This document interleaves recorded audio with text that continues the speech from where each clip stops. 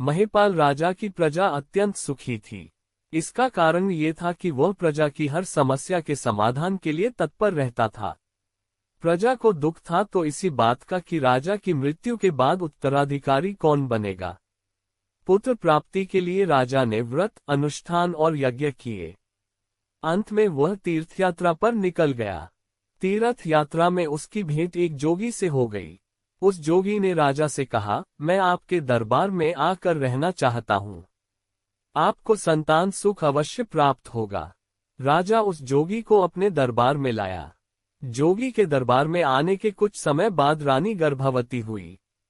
बाद में उसने एक सुंदर पुत्र को जन्म दिया। राज्य में खुशी मनाई गई। प्रजा जन भी खुश थे, किंतु ये क्या, जन्म लेने के कुछ दिन के बाद ही उसकी मृत्यु हो गई। राजा और रानी बहुत दुखी हुए। जोगी उन्हें सांत्वना देते हुए बोला, ईश्वर पर विश्वास रखो, वह जो कुछ भी करता है अच्छा ही करता है। कुछ समय के बाद रानी फिर गर्भवती हुई। अब की बार भी उसने पुत्र को जन्म दिया। राजा और रानी प्रसन्न हुए, किंतु उनकी खुशी देर तक न रही। जन्म लेने के कुछ दिन के बाद ही उनके इस पुत्र की भी मृत्यु हो गई। जोगी ने राजा और रानी को फिर वही बात बताई, ईश्वर पर विश्वास रखो, वह जो कुछ भी करता है अच्छा ही करता है। राजा और रानी बहुत दुखी हुए। इसी बीच एक दिन राजदरबार के कुछ कर्मचारी जोगी के पास अपना भविष्य जानने को गए।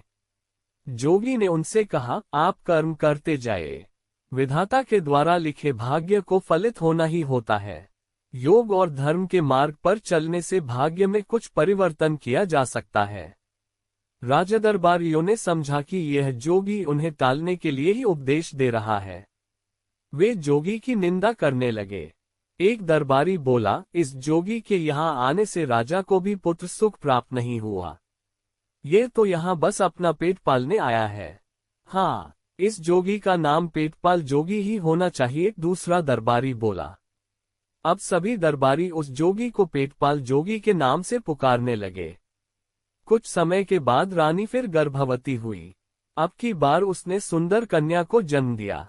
राजा और रानी दोनों प्रसन्न हो गए। कुछ दिनों के बाद इस कन्या की भी मृत्यु हो गई। कन्या की मृत्यु के बाद रानी ने एक सुंदर पुत्र को जन्म दिया, किंतु जन्म लेने के कुछ समय के बाद उसकी भी मृत्यु हो गई। इस प्रकार रानी ने 3 बार पुत्रों को और 1 बार पुत्री को जन्म दिया, जिनकी की कुछ समय के बाद मृत्यु हो गई। एक रात रानी ने राजा से कहा, स्वामी, आपने कहा था इस जोगी के दरबार में आने से हमारा भाग्य सुधर जाएगा। जोगी के आने से पहले हम निसंतान थे। निसंतान होने से भी बड़ा दुख संतानों को जन्म देकर उनका मृत्यु को प्राप्त होना है। आप इस जोगी को दरबार से वापस जाने का आदेश दे दो। दूसरे दिन राजा जोगी को दरबार से वापस जाने का आदेश सुनाने ही वाला था, तभी वह जोगी राजा से बोला, महाराज, मैंने आपके मन की बात पढ़ ली है। मैं राज दरबार छोड़कर चला जाऊंगा, लेकिन आप दोनों राजा और रानी से निवेदन करता हूं कि इस दरबार को छोड़ने से पहले आप मेरे साथ साधना कक्ष में चलो। राजा और रानी जोगी के साधना कक्ष में चले गए। जोगी ने राजा और रानी दोनों को आंखें बंद करने को कहा। जोगी की योगमाया से उन्हें उनके मरे हुए 3 पुत्रों और 1 पुत्री की प्रेतात्माएं दिखाई दी। वे चारों आपस में बातें कर रहे थे। उनमें से एक बोला, मैं पिछले जन्म में एक राजा था। मैं राजा महिपाल के राज्य पर आक्रमण कर इसे अपने राज्य में मिलाना चाहता था। जब भी मैंने इस राज्य पर आक्रमण किया, राजा महिपाल ने मुझे हरा दिया। एक लड़ाई में तो इस राजा ने मेरा सिर तलवार से काट दिया था।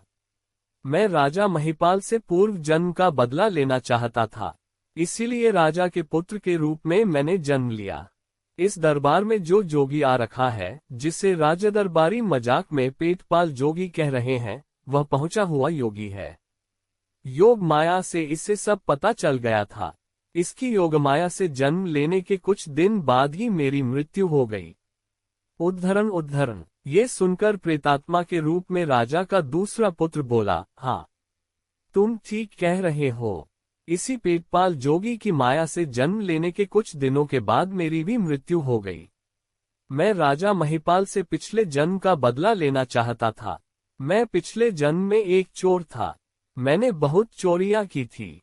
एक बार किसी ने मेरी शिकायत इस राजा से कर ली। राजा ने अपने खुफिया तंत्र को मेरे पीछे लगा लिया। अंत में मैं पकड़ा गया। राजा ने मुझे मृत्यु दंड दिया। इसी बात का बदला लेने के लिए मैंने राजा के घर पुत्र के रूप में जन्म लिया।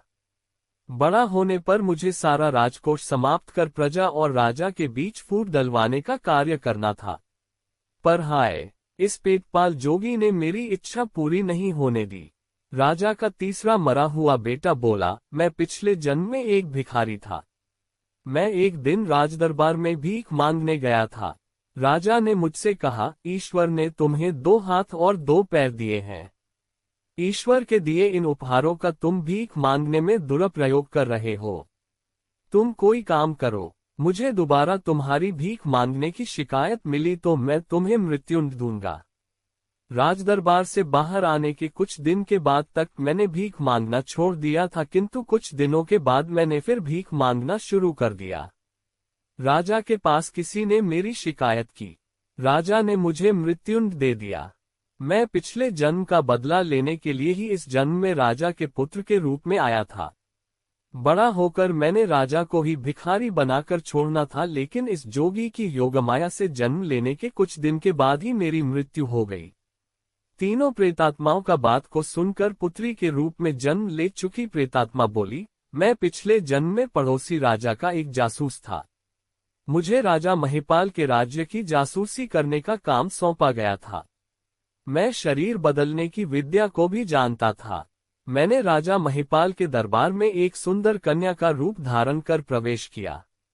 मैं अपनी सुंदरता से राजा को प्रभावित कर रानी बनना चाहती थी। इसके बाद राजा को धोखा देकर मारना चाहती थी। राजा को मेरी वास्तविकता पता चल गई थी। राजा ने मुझे मौत की सजा दे दी।